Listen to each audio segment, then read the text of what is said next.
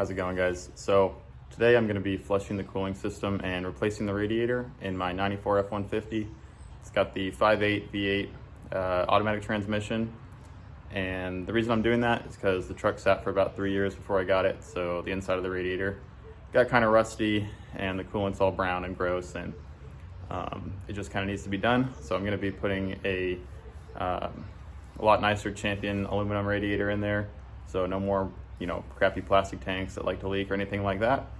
But before I put that one in there, I want to flush all that crappy coolant and rust out of the block and all the passages and all that. So yeah, that's what we're gonna be doing. All right, guys, so the first thing I did is just jack up the vehicle a little bit in the front. Not necessary, but just kind of gives you better access. And then after that, you're gonna wanna just remove your radiator cap. That way, when you go to drain it from the bottom, everything will drain better. So I'm just gonna remove that, set it off the side, and you can see down in there how gross that coolant is. So that is why I'm gonna be flushing this out first instead of just putting the new one straight in there. All right, next thing you're gonna wanna do is slide under the truck, and you're gonna wanna find your petcock, which is where you can drain your radiator from. And so the fan shroud is right here. That way is the front of the truck. And it's just gonna be, at least if you have a 5.8, it's gonna be on the passenger side, kind of right by the bottom here.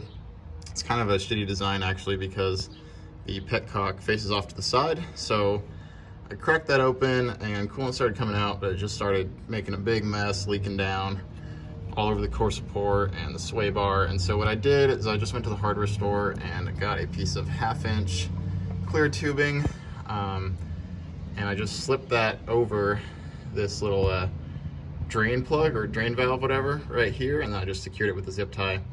And so that's going to allow that coolant to drain down under the truck, where I will catch it with the catch pan. All right, so next thing, I'm just looking in the owner's manual here under the coolant capacity. So you can see 5.8, got auto transmission with air conditioning, and you can see that the coolant capacity is 16.4 quarts, which is a little over 4 gallons. So not all of that is probably going to drain out, but I'm going to be using just a 5-gallon bucket, and that should be enough to catch everything. So you can see I have cracked open this little valve here. It's just you just use your hand to do that, and got that hose on there, and our coolant is flowing out and into our bucket. So yeah, just gonna wait a while until it all drains out of there. All right, guys, so I got as much drained out as is gonna come out. That probably took about 10 minutes. And it actually wasn't quite as much as I thought. You can see it's probably only about, I don't know, maybe 2.5 gallons there. So a little more than half of the total coolant capacity, but you can see just how gross that coolant looks. So that is why I'm doing this. All right, so I've got that coolant in jugs. It was right about 2 gallons. And I've gone ahead and lowered the vehicle down off the jack stands. And make sure you tighten that petcock so that when you fill it back up, it doesn't just all drain out of there. So what I'm gonna be using to clean this out is this radiator flush stuff by Blue Devil. Just got it at O'Reilly's. And so the directions on the back, you guys can pause and read that if you want, but you just want to put this in your radiator and then top off the rest with water, and make sure you use distilled water, not just regular water. It's got to be distilled. I just bought a whole bunch of jugs of it at Walmart. They're like $1, I think they're like $1.40 a jug or something like that. So I spent like 20 bucks on distilled water, but make sure you use distilled water, because the like spring water, mineral water, all that kind of stuff can leave deposits and corrode in your radiator. So I'm gonna go ahead and add this and then just top it off with water. And to make this a little easier, just got a radiator funnel here. These are really nice, that way you don't spill when you're filling this up, and you can just get those at like Harbor Freight. And so this is 1 quart, so then I should need to add a gallon and 3 more quarts of water.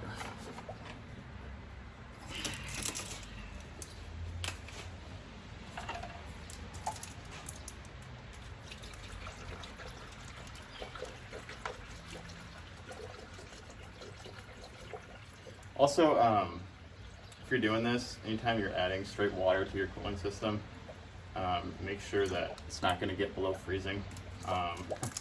I've had this radiator, been wanting to do this for months, but it's just been too cold. So finally, springtime here in Montana, so don't have to worry about that so much anymore. So yeah, just make sure that if you do this in the winter,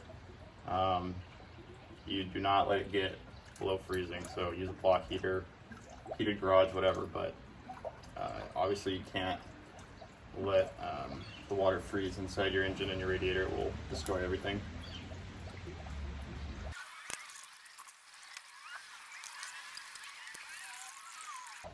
Also, you can just squeeze the hoses, kind of burp some of the air out of the system. It'll make it drain down a little faster.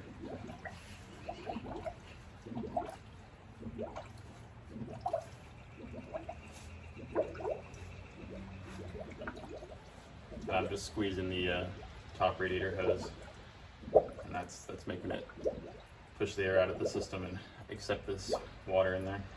All right, so I've got as much in there as it's going to take right now, which means that there's air in the system, which is fine, but it's mostly full. So all of this should drain in there because that's still within the amount that we drained out. So what I'm going to do now is I'm just going to start the truck up, and then as the truck's running, I'll kind of squeeze the hose and it should kind of suck the rest of it in there. And then yeah. You can see too how brown and nasty even that water is getting just from the stuff that's kind of splashing back out of the radiator. We'll see if it takes the whole thing. If not, then I'm just going to top off the overflow tank and then go drive this. It says that you can run the engine for at least 20 minutes, but ideally drive it for an hour or two. So I think me and a buddy are just going to go down next town over and grab some lunch and put some miles on this thing. You don't want to leave that cleaner stuff in here for more than 4 hours, otherwise it'll start messing with your metal and seals and whatever. I'm going to turn the heater on. I don't know if that's going to do anything, but it might help just with sucking that coolant up through the heater core. Alright, that seems to be about as much as it wants to take. So what I'm going to do is just plug off this funnel, and then I'm going to fill up the overflow tank. And the radiator is totally topped off, and so as I drive, any air remaining in the system will get pushed out, and it'll suck in any more coolant that it needs out of this tank here. So.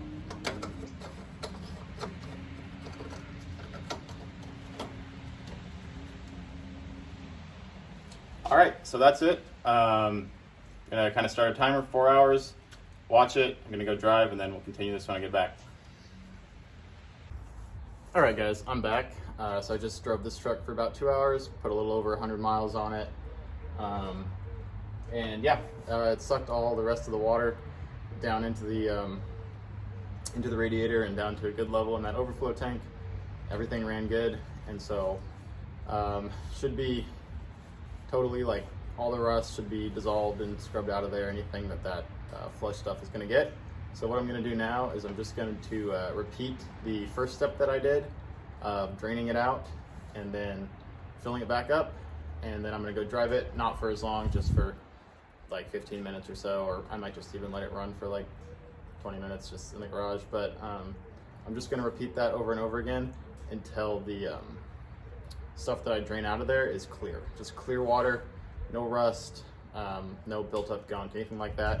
And then once that's good, then we'll go from there. All right, so I just thought I'd show you guys. This is the first round of it coming out right after I drove for a couple hours.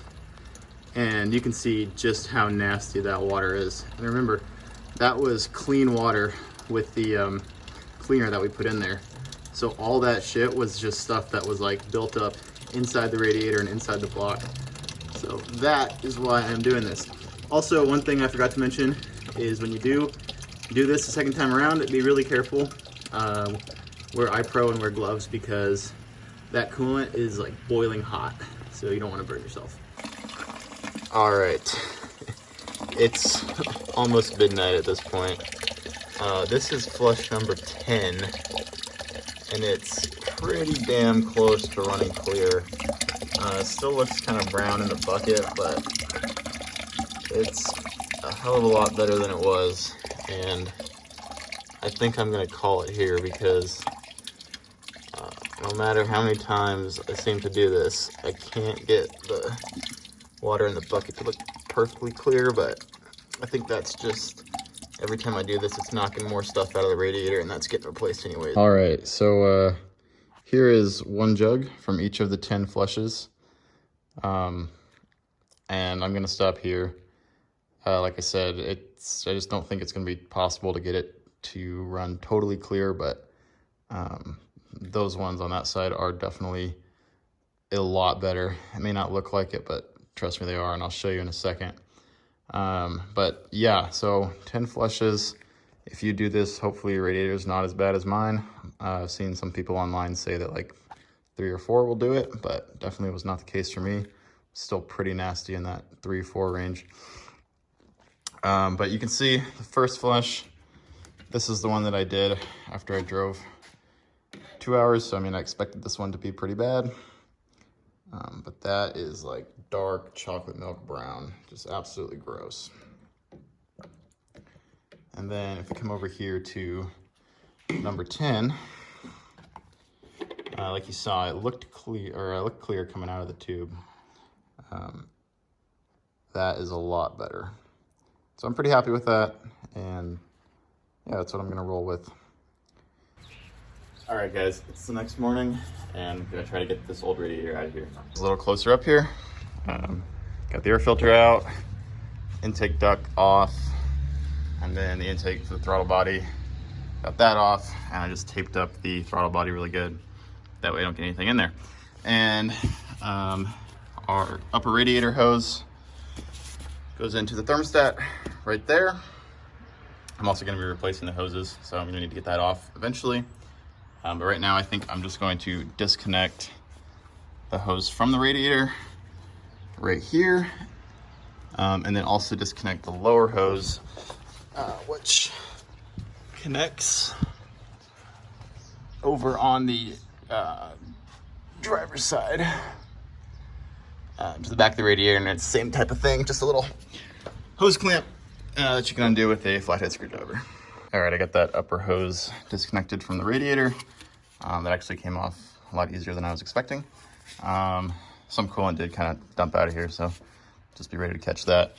And then it's still kind of in the way, so I think I am just gonna go ahead and remove it from the thermostat just to not have to deal with this anymore. All right, I got that all the way off of there, and then I just stuffed a rag down into the thermostat housing, just keep stuff from getting in there. All right, so just to show you guys what I'm doing, lower radiator hose connects right down there. So you can either use a flathead screwdriver or a 8mm wrench to get that off. But then notice something that I didn't expect. Looks like I've got some kind of oil cooler or something down here, because I've got 2 lines running off the radiator hose that go into this thing around the oil filter. So the new hose I bought does not have that. So that's something I'm gonna have to figure out. But yeah, for now I'm just gonna focus on disconnecting it from the radiator so I can get that out. All right, so I got that lower hose loosened, but I can't really get my hand in there to pull it off with that transmission cooler line being there. So I'm gonna go ahead and remove that, since I'm gonna have to do that anyways. So you got the lower one there, the upper one there, and both of those use a 5/8, and you're gonna need obviously a line wrench to do that. Do not try to do it with the open end of a combination wrench. I've done that before, and you just end up fucking up the little fitting there. You just round it all off. All right, so just kidding, it's actually a 1/2. This piece right here is 5/8, but that's actually connected to the radiator, and I just need to remove the line. So this little nut here is actually a 1/2. All right, I got the transmission lines disconnected. This one up here, the top one, came out really easily. Just a little bit of WD-40. This one down here was an absolute bitch. So I just soaked it in a bunch of PB Blaster and hit it with a heat gun, and eventually it did come out. I got that lower hose loose, and when I took that off, a bunch of coolant did dump out of there, so I was ready with a bucket underneath, but just be aware of that. And then I just put some glove fingers over these transmission lines with zip ties, just so nothing gets into there. Next thing I'm doing is just removing these two top bolts that hold the fan shroud on, and those use an 8mm. All right, fan shroud is unbolted, and then that's all that holds it on, besides just two little clips down there, so you can just kind of wiggle it out of those clips. And then obviously you can't pull it out because the fan is in the way, but I just slid it back, and that gave me a good like 3 or 4 inches where I can get in here and lift this radiator out. So I think one last thing we're gonna have to do before we do that is just disconnect this line that goes to the throttle body. I know not all of the 5/8 or the OBS trucks in general, I know most of them don't have this, but I do, and I think it's just a little like, I don't know, preheater or cooler or something for the throttle body. So I think what I'm gonna do is just undo this hose clamp right here, and then just kind of set it back out of the way, and then try to get this radiator lifted out of here. Connected, did the same thing, just glove and a zip tie. Just gonna set this out of the way for now. And then one last thing I forgot to mention is just gonna have to undo this hose for our overflow tank. So I'm gonna do that. Now everything should be disconnected from the radiator. It's just about disconnecting the actual radiator itself. And so to do that, we got a bolt here and a bolt here on the other side right by the cap, and those are both 10mm. So I'm gonna go ahead and undo those. All right, once you undo those two bolts, radiator will just lift straight out of there. So that's what I did. Try not to tilt it because there's still gonna be fluid in here. And so what I'm gonna do is just try to drain as much as I can out of here into a bucket so it doesn't make a big mess. All right guys, next thing I'm gonna do is unrelated to replacing the radiator, but I'm gonna take the opportunity to do it while I'm in here. So I've been wanting to smog delete this truck for a while.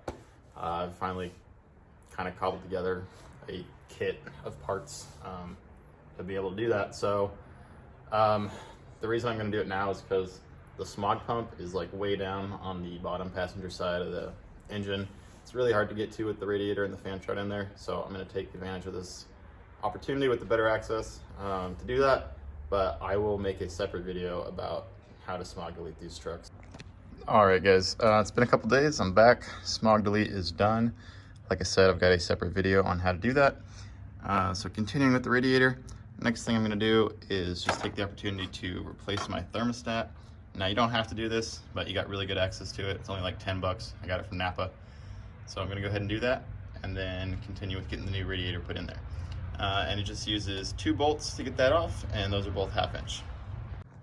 All right, so I got the thermostat housing off, just disconnect this little hose here that runs to the water pump. So yeah, I got this off. Make sure you wanna note the direction of this. So it goes in just like that. So yeah, I'm gonna clean up the bolts, clean off this old gasket, clean up that surface, get the new thermostat in here and get that put back together. All right guys, so I got this all cleaned up, the bolts cleaned up, and the thermostat housing cleaned up as best I could. So new thermostat, gasket, and then you're gonna wanna get some of this water pump, thermostat housing, RTV, and just smear a little bit on both these surfaces before you put that gasket on there. And then these bolts, just going off the Haynes manual again, get torqued to 12 to 18 foot-pounds. And so one more thing regarding this stuff, you're gonna wanna put it on there, just tighten it enough until a little bit starts to squeeze out around the edges. Let it dry for an hour and then torque it down. And then you do wanna let it dry for a day, 24 hours before you refill it with coolant. Now I know I'm using a gasket, so This seems a little redundant to me, but that is what the directions say to do. So, yeah. All right, guys. Thermostat is back in, housing's back on, so I just gotta wait an hour before I can torque that down. I actually put it in backwards first time. Felt really stupid, caught myself, and then had to take it back off and switch it around. So yeah, don't do that. Next thing I'm gonna do is try to get this lower radiator hose out of here. But the weird thing is, like I mentioned before, is I've got this oil cooler here. I did some more research, and that I don't believe was ever an option on the half tons, except for the Lightning. So this was either on the Lightning models and then also on the 5/8s in the F-250s. So someone must have added that. But yeah, I'm gonna see if I can reuse this and then cut the new hose down, or if I've got to get a new one of these. So yeah, I'm gonna get that off and I'll let you know how that goes. All right, guys, so I got the old hose out of there and I got this adapter off. Now you can buy a new one of these. It's just called an oil cooler adapter. They're about 50 bucks online, but nobody around me has one in stock. And this one actually seems to be in pretty good shape. So what I did, just went to Harbor Freight, got a whole bunch of pipe cleaners, and I'm just gonna go at this thing, clean it out, and then I'm going to trim the new radiator hose that I bought. I'm just gonna trim that much off of it, and then use a hose clamp, just like this one was, and then get that put back together. All right, guys, so did get that to work. Just got that trimmed down, and this hose clamp is still loose because I'm gonna wait till I get everything where it needs to be before I tighten it. But the oil cooler adapter thing is back on there. That's all tightened down. And like I said, trimmed down the new hose. The upper one on, and yeah, and then I got the serpentine belt back on. So now I'm gonna get the new radiator out and see about getting that in here, and it's just gonna be installation for that is gonna be exactly opposite of removal. All right, just to show you guys, this is the new radiator that I'm putting in. This is gonna be a huge improvement, and it looks awesome. So I got this, bought it off Jags, but it's a Champion Cooling Systems radiator. All aluminum, fully welded, double core. So yeah, I'm pretty stoked about this. But this should go in exactly the same as the old one came out. It should be a direct replacement. So I'm gonna get that in there, and if there's anything different, I'll let you know. All right, and then a quick little tip for reconnecting the trans lines, if you have an automatic. I'm noticing that one of my O-rings is missing, and this one's kind of old and worn out. So I'm gonna go grab some new O-rings. Probably a good idea to do while you're in here. All right, guys, one thing I'm realizing is you do have to reuse these little rubber bushing things from the old radiator. So don't throw them away, because the new one does not come with them. And I'm like, why is this rattling around so much? So yeah, gotta reuse those. All right, you're also gonna need to reuse these little S-clips down here that hold the fan shroud in. So yeah, don't throw those away either. All right, guys, so nothing's ever as simple as it seems. So this little part right here is quite a bit thicker on the new radiator. So these little clips, no matter how much I pushed or pried, I could not get them in there. So what I ended up having to do is bend these out. So to do that, so I didn't snap them, I just heated them up with a torch and then jammed a little pry bar down in there, just like that. And I think that should give me the space I need to be able to clip those in there. All right, guys, so I got everything back together last night. It looks awesome. I was feeling really good about myself. And then I realized I made a pretty dumb mistake, and I forgot to put this spring back in the lower radiator hose,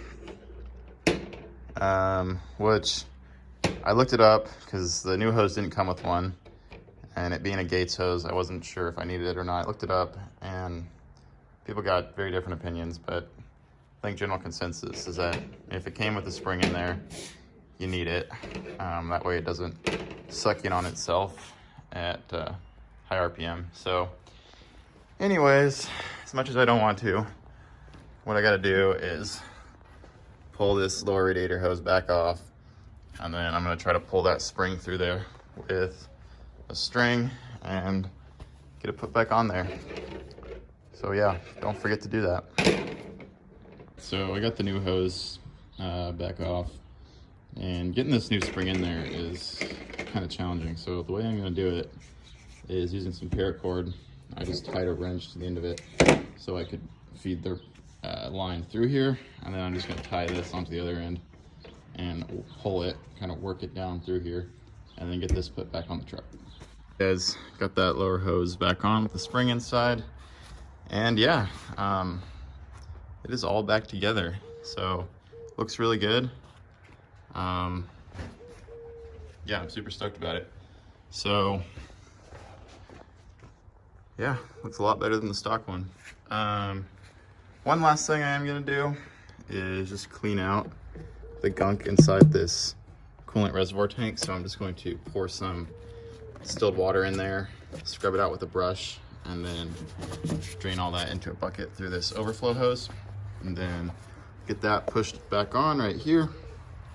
Put the air intake back on, and then fill this up. All right, guys, so I got everything back together, and last thing I gotta do is just fill it back up with coolant. So this uses the green coolant, not the orange stuff, and I'm gonna be using pre-diluted 50-50 mix, but it's a little more expensive. If you wanted to go cheaper, you could use a concentrate and then dilute it yourself. Just make sure if you do that, you use distilled water. Looks like we got a leak from somewhere. And our petcock's leaking, so I guess on the new radiators, petcocks come open, not closed.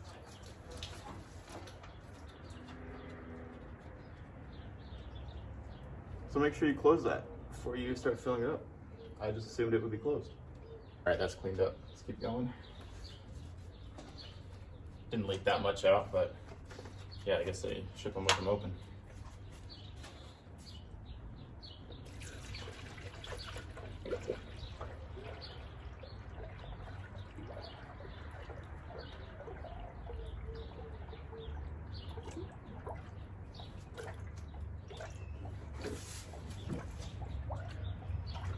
Yeah, no leaks now. Also, you're gonna want to check it when you fire it back up. Just make sure all your hose connections are good.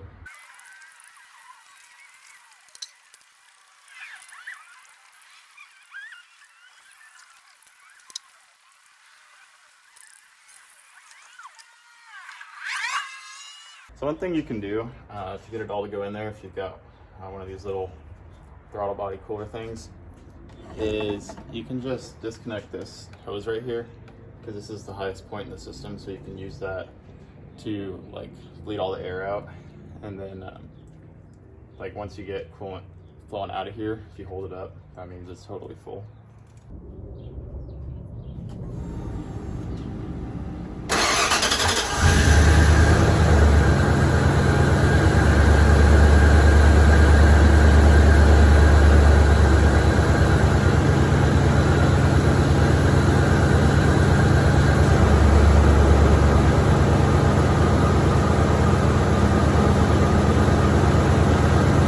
Yeah, let's go. All right, seems like it's running good. It's also the first time I've started it since the smoke leak. So yeah, I'm gonna run it for a bit, let it get the temperature. I'll let you know if I have to do anything else. All right, guys, the radiator's in, everything's running good. I've been driving it, and it's actually running a little bit cooler than it used to, which is fine, it was good.